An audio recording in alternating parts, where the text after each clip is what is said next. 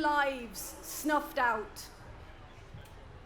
Millions of women who've been sold the lie that the answer to their difficulties in their pregnancy is to take the life of their own child.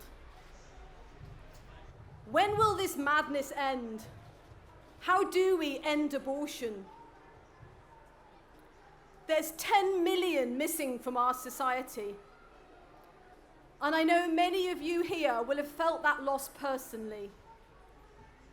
Your hearts carry the grief because it was your son, your daughter, your niece, your nephew, your sibling, your grandchild. And I want to remind you that they're still part of your family. And it's in the memory of these children that we march. It's in the memory of these children that we speak out. Now, some people don't like the term children to describe the little human inside the mother's womb. It's interesting, though. Our government have started looking at introducing a pregnancy loss certificate to give to women who have miscarried a child at any stage of pregnancy. Now, I'm all for this. I know many women and couples who are here today who've gone through that pain of miscarriage, sometimes multiple times. But what disparity exists in our society that recognizes the humanity in a child which is lost naturally or accidentally through miscarriage, but will label the child who has had their life ended deliberately through abortion as a product of conception? When will this madness end? How do we end abortion? However palatable or commonplace the euphemisms might become, we must never buy into this political correctness. That's not how we end abortion. There will always be that same innate value to every human life, whatever name we give it. Children will never be products. Conception produces people, not products.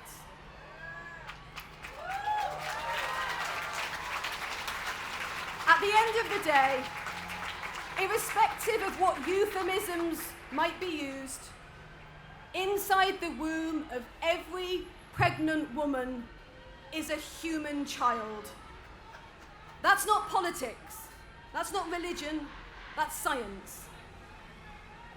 What if, heaven forbid, we should start to abort based on the colour of someone's skin?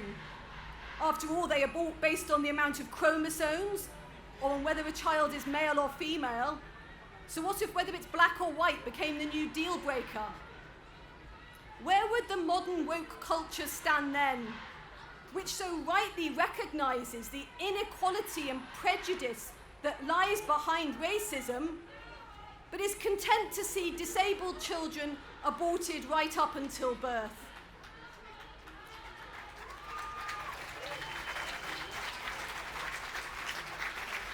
I bring up this topic of racism because sadly we used to have a word, especially to dehumanize and degrade people with black skin.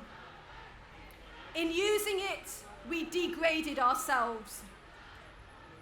The Nazis used words to try and make the Jews seem less human and more like animals. But it was they, the Nazis, who became the monsters. Today, we have words for the preborn child. Product of conception, clump of cells, blob of tissue.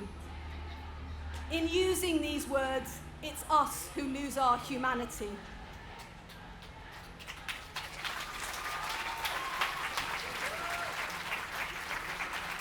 History is repeating itself, not because we don't see the parallels, but because we aren't ourselves affected personally, and because speaking up would be uncomfortable. Are we waiting for it to be comfortable? That's not how we end abortion.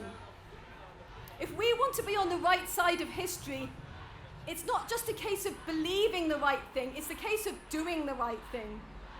Even Christians are often more concerned about the plastic going into the oceans and the pollution going into the atmosphere than they are about children being thrown out with the waste.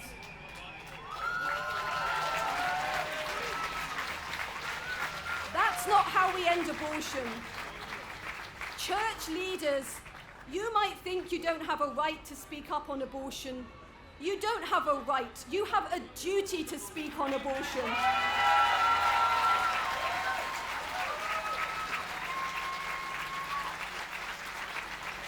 And you men, maybe you men are tired and fed up with being told that you can't speak up about this issue because you don't have a uterus. No uterus, no opinion, they tell you.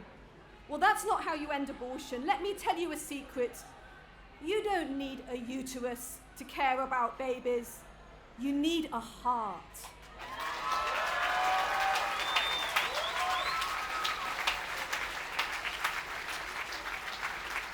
Why am I saying this to you here today? After all, you're the ones who've made the effort to come here, so clearly you're prepared to speak up.